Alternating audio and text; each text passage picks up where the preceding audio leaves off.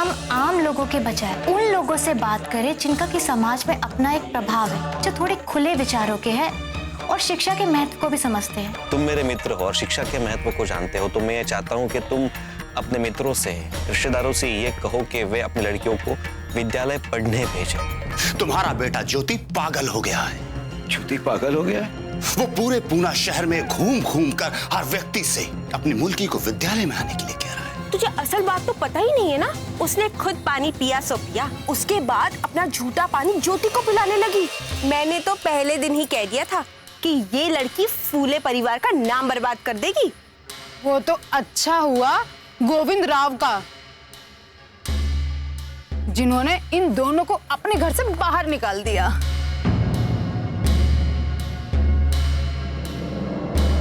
गोविंद राव को क्या समझ थी? वो तो मेरे पति ने सद्बुद्धि दी उसको, और फिर जाकर उसे दोनों को घर से बाहर निकाल दिया। वैसे पुजारी जी के बुद्धि की तारीफ तो करनी पड़ेगी। पहले से ही वो संकट को भांप लेते हैं। हाँ वो तो है, पुजारी जी है तो बहुत विद्वान, पर पता नहीं उन्हें दक्षिणा प्राइज कमेटी का पुरस्कार क्यों नहीं मिल रहा। सारे पुजारियों को तो पुरस्कार मिल गया और उन सब ने अपनी पत्नियों को गहनों से लाद दिया, पर पुजारी जी दूसरों से बहुत अलग है। वो दूसरों की तरह अपना घर नहीं भरते।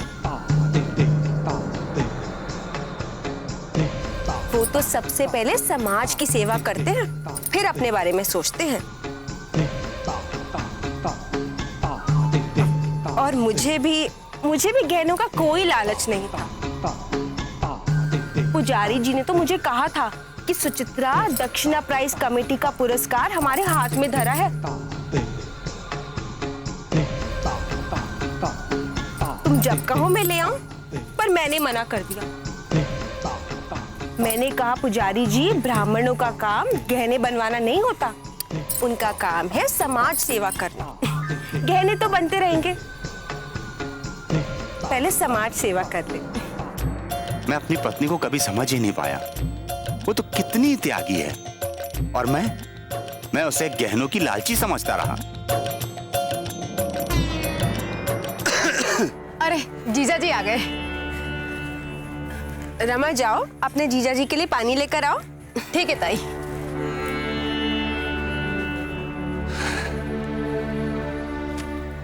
सुचित्रा, तुम कितनी धन्य हो, तुम्हारे कितने ऊंचे विचार हैं।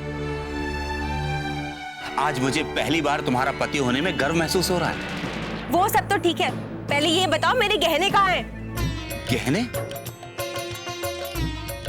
पर अभी तो तुम कह रही थी तुम्हें गहने से कोई लेना देना नहीं। तुम सिर्फ समाज के बारे में सोचती हो। अरे जिस स्त्री का पति इतना नकारा हो, वो इतने बड़े बड़े झूठ नहीं बोलेगी तो और क्या करेगी? वो तो मैं रमा के सामने ऐसे ही कह रही थी, यूं ही तुम्हारी तारीफ कर दी। और हाँ, एक बात का खास ख्याल रखना, अगर मेरे गहने जल्दी नहीं मिले ना, तो मुझसे बुरा और कोई नहीं।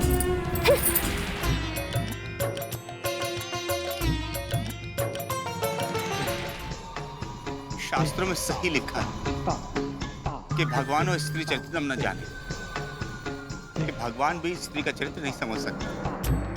फिर मैं तो भगवान का एक छोटा सा दास हूं।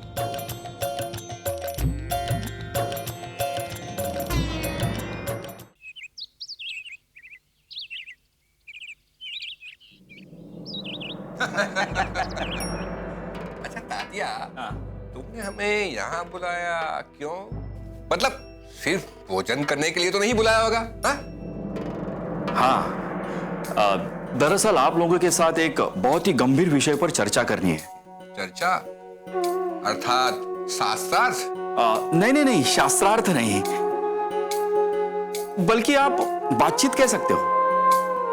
फिर बातचीत शुरू करो, या किसी शुभ घड़ी की प्रतीक्षा कर रहे हो? वैसे भी हम सब ये पुरानी बातों में विश्वास नहीं करते। नहीं नहीं, मैं किसी भी शुभ घड़ी का इंतजार नहीं कर रहा हूं, बल्कि मैं तो सावित्री का आने का इंतजार कर रहा हूं। वैसे आती होगी। लो, आ गई सावित्री, हमारा इंतजार खत्म हुआ। सावित्री बैठो।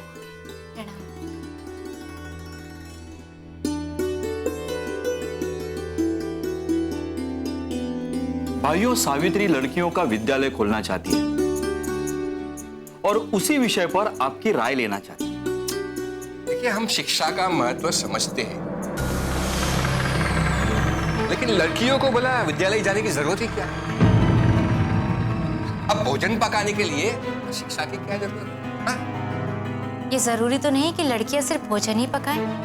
नहीं, ये जरूरी नहीं, पर हम सब जानते हैं कि स्त्रियां घर में ज्यादा सुरक्षित है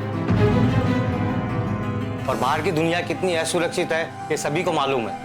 इसलिए हम चाहते हैं कि वो घर पे रह के सुरक्षित रहे। अच्छा, लड़कियां घर में आजाद हैं या फिर गुलाम?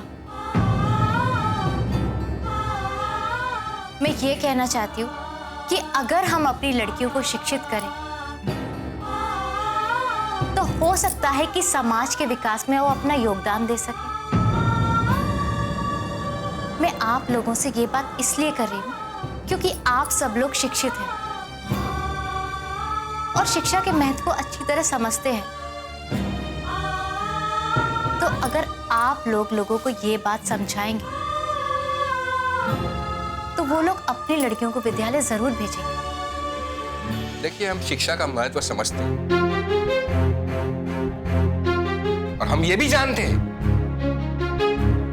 कि पिछड़ों के पढ़ने से समाज को लाभ हुआ है, लेकिन स्त्रियां, तुम खुद ही अच्छी तरह जानती हो कि हिंदू धर्म में स्त्रियां पढ़ नहीं सकती। अच्छा, अगर हिंदू धर्म में लड़कियां नहीं पढ़ सकती तो फिर गार्गी और लोक मुद्रा ने वेदों की रचना कैसे लिखी? अगर हिंदू धर्म में लड़कियां नहीं पढ़ सकती तो सरस्वती एक स्त्री विद्या की देवी कैसे हो सकती है? या फिर बगैर विद्या के ही एक स्त्री लोगों को विद्या का आशीर्वाद देती है? तब तुम शिक्षा की बात नहीं कर रही हो, बल्कि धर्म पर सवाल उठा रही हो। हम चाहे जितने भी शिक्षित हो जाएं, लेकिन सबसे पहले हम धर्म के रक्षक हैं। मैं सिर्फ ये बताने की कोशिश कर रही हूँ कि हिंदू धर्म या कोई भी धर्म शिक्षा का विरोधी नहीं है। हो सकता है कि स्त्री शिक्षा धर्म विरुद्ध ना हो, किंतु पुरुष विरोधी जरूर है। क्योंकि अगर स्त्री पढ़ लिख गई तो कल को हमारा ही विरोध करेगी, हम पर ही उंगली उठाएगी और परिवार में झगड़े होंगे, परिवार टूटेगा और हम ये कभी होने नहीं देंगे। कातिया, भोजन के लिए धन्यवाद। दोबारा कभी ऐसे विषय में चर्चा करने के लिए हमें मत बुलाना जिसमें हमारा अपमान हो। वो स्त्री से बातचीत के लिए तो कदापि नहीं। चलो चलो। अरे भैया सुनो मेरी बात। अरे रुक, मुझे इनसे यही उम्मीद थी।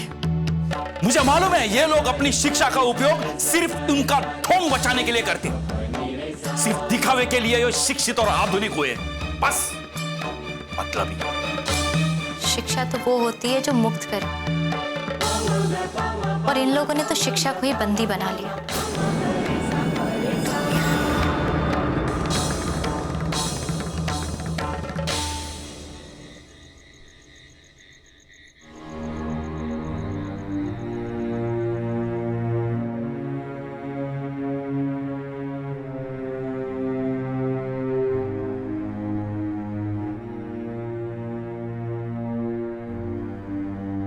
इतना सारा सामान क्या कहीं से लूट कर ला रहे हैं? हाँ, समाज के बारे में सोचने वालों के लिए अगर समाज कुछ नहीं सोचेगा तो उनको अपना घर चलाने के लिए कुछ तो लूट करनी पड़ेगी। अब सच सच बताइए, इतने सारे सामान के लिए पैसे कहाँ से आए? देवरस से उधार लिया।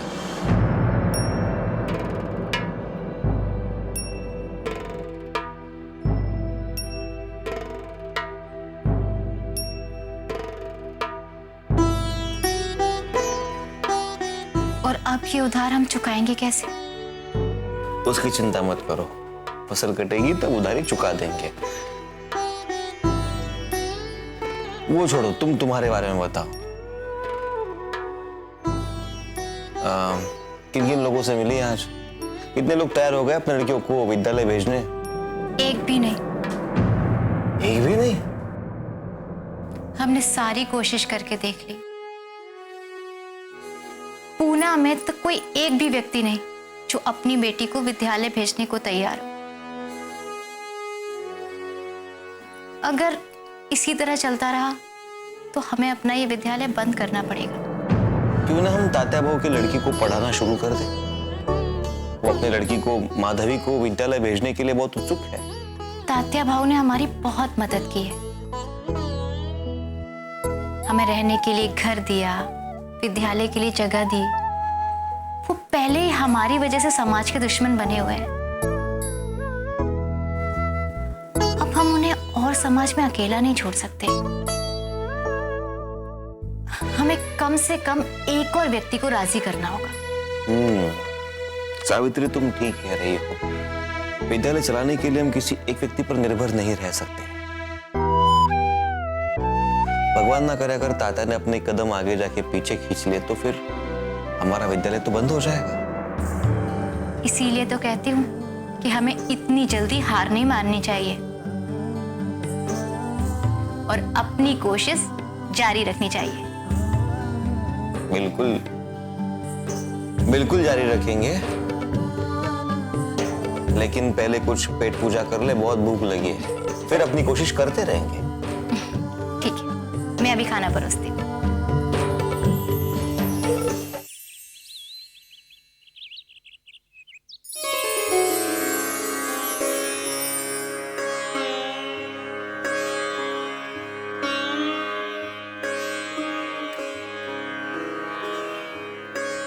पुजारी जी प्रणाम। अरे गोविंद, प्रतिदिन की तरह बिल्कुल सही समय पर। जी।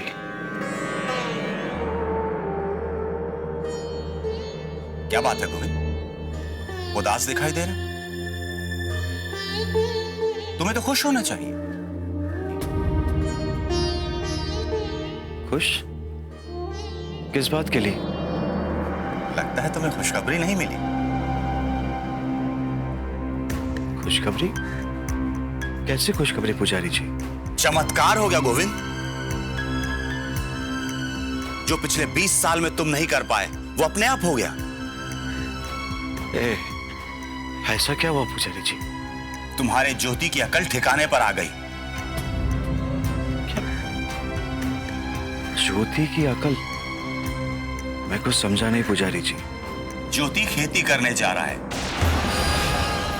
और खेती के लिए उसने देवव्रत से खेत भी किराए पर ले लिए।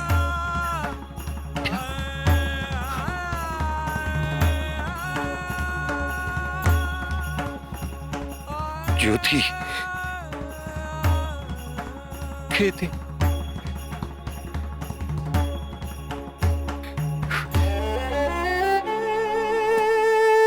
मेरा बेटा ज्योति और खेती? मैं जानता था कि यह बात सुनकर तुम्हारी आंखों में आंसू आ जाएंगे। जी। पर इसके लिए मुझे धन्यवाद मत कहना, यह तो मेरा कर्तव्य था। लेकिन पुजारी जी, मैंने ज्योति को पढ़ाया लिखाया, सोचा था कि वो अंग्रेजों के यहां पर नौकरी करेगा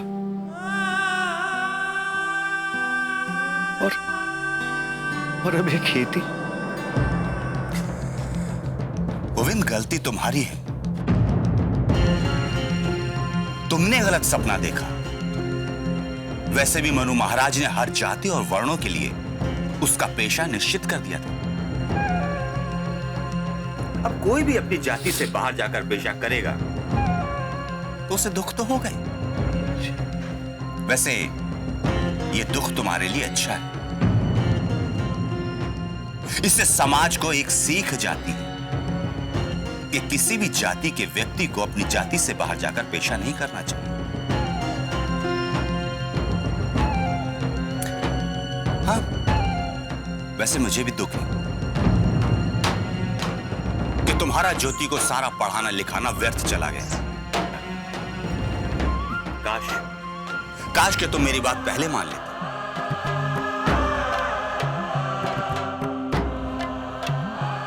प्रणाम पुजारी जी।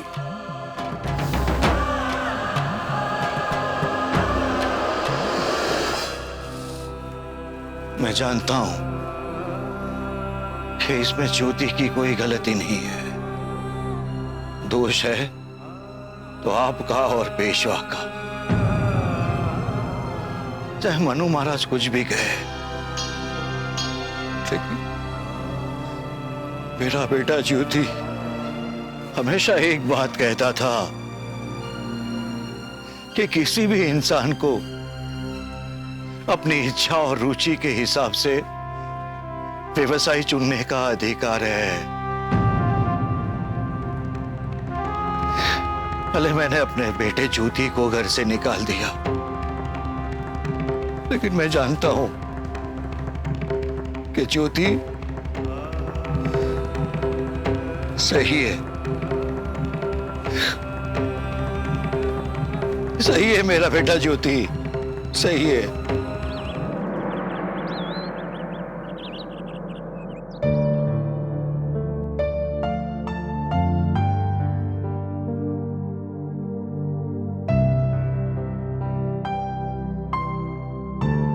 माई, ओ माई, कुछ खाने को मिलेगा माई? आओ भीतर आ जाओ। 2 दिन से कुछ नहीं खाया मेरी बेटी ने और मैंने। कुछ खाने को मिलेगा? भीतर तो आओ। नहीं, हम भीतर नहीं आ सकते। क्यों? हम छोटे जाति के लोग हैं ना, इसीलिए हमें भीतर आना मना है।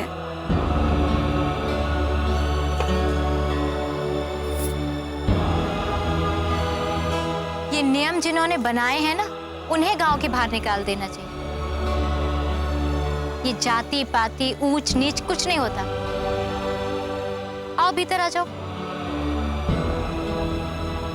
घबराओ नहीं, भीतर आओ।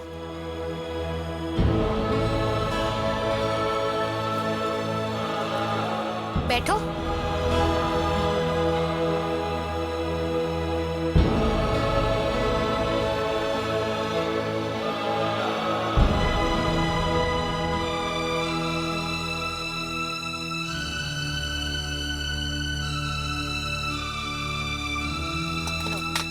खाना खा लो।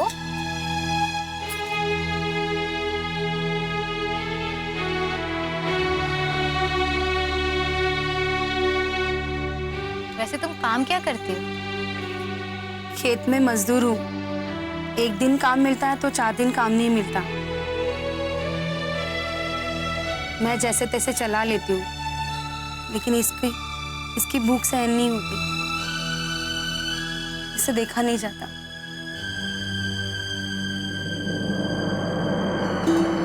अगर तुम मेरी बात मानो तो तुम्हारी बेटी को कभी भूखा नहीं रहना पड़ेगा। सच? मेरी बेटी को अगर खाना मिले तो मैं मरने के लिए भी तैयार हूँ। मैं लड़कियों के लिए एक विद्यालय खोल रही हूँ। अगर तुम अपनी बेटी को वहां पढ़ने के लिए भेजोगी तो इसे कभी भूखा नहीं रहना पड़ेगा। इसके भोजन आदि की व्यवस्था मैं कर दूंगी। पढ़ाई? तुम वही औरत हो जो लोगों को पढ़ाती हो? हाँ। चलो ध्यान रख लो। अरे क्या हुआ? अगर इसे विद्यालय नहीं भेजना तो कोई बात नहीं, पर खाना तो खत्म करो। हमारी किस्मत फूटी थी जो इसी घर में खाने के लिए चले आए। चलो चलो चलो। लेकिन मैंने किया क्या है? तुमने पेशवा से दुश्मनी मोल ली है। तुम्हें मरने का शौक है तो मरो, लेकिन मुझे और मेरी बेटी को जीने दो। चलो।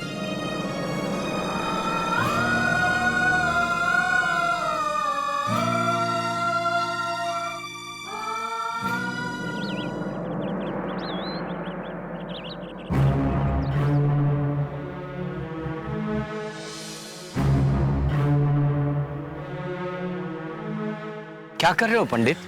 चोट लग जाएगी। रास्तों के पत्थरों को हटा रहा हूं।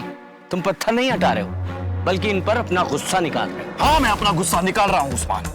तो अब क्या करूं? मैं क्या करूं उस्मान? ज्योति और सावित्री के विद्यालय को मैं कुछ भी मदद नहीं कर रहा हूं। कोई भी, पूरे पुणे में एक भी व्यक्ति अपने लड़की को पढ़ने भेजने के लिए तैयार नहीं है। वे लोग भी जो खुद को खुले विचार के कहते हैं। इसी बात का मुझे और गुस्सा आता है। तुम्हारा गुस्सा जायज है पंडित, पर इन छोटे छोटे पत्थरों को लतियाने से अच्छा है कि एक बड़े पत्थर को लात मारो।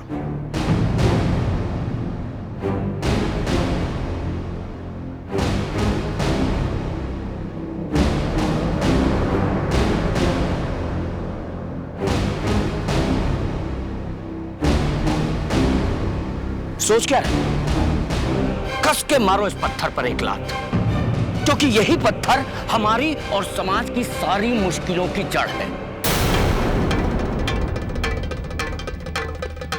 कौन है ये पत्थर? पेशवा। पेशवा।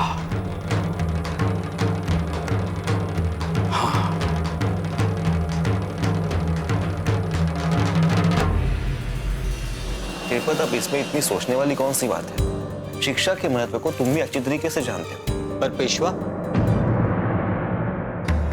पेशवा? क्या तुम भी पेशवा से डरते हो? पेशवा जी, आखिरकार दक्षिणा प्राइज कमेटी को अपना निर्णय बदलना ही पड़ा। हमें अपना विद्यालय गुप्त रूप से चलाना होगा। भला वो क्यों? वो इसलिए कि पेशवा को ये पता ना चले कि विद्यालय में किस किस की लड़कियां पढ़ने आ रही हैं।